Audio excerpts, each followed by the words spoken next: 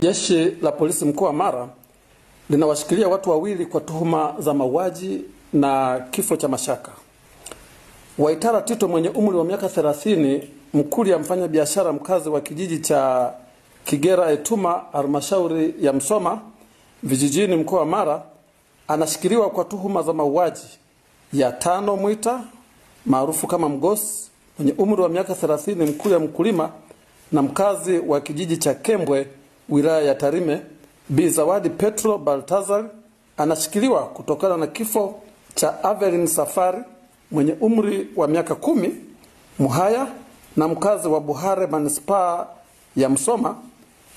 aliyefariki dunia akiwa anaishi na mtuhumiwa, na mara baada ya kifo alipelekwa katika chumba cha kuhifadhia maiti katika hospitali ya manispaa ya Msoma. Katika tukio la mauaji tarehe 12 mwezi wa 4 2025 majira ya saa 6 na dakika 10 za usiku huko kitongoji cha Ikungu, kijiji cha Kigera Etuma, kata ya Nyakatende, halmashauri ya Msoma vijijini, Tano Mwita aliuawa kwa kuchomwa na kitu chenye ncha kali ubavuni na watu waliokuwa anakunywa nao pombe kwenye baa.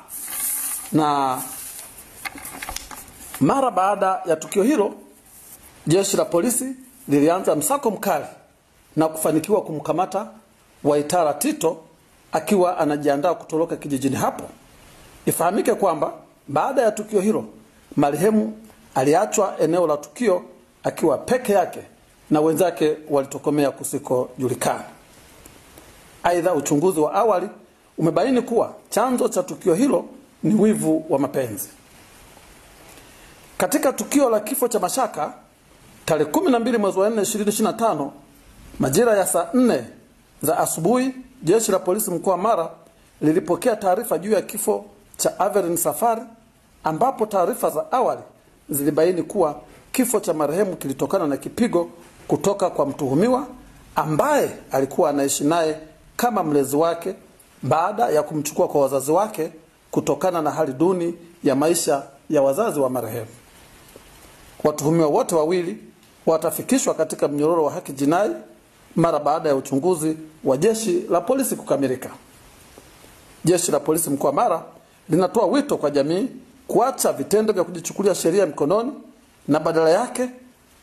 wawasiliane na vyombo husika pale wanapohisi kuna uvunjifu wa sheria.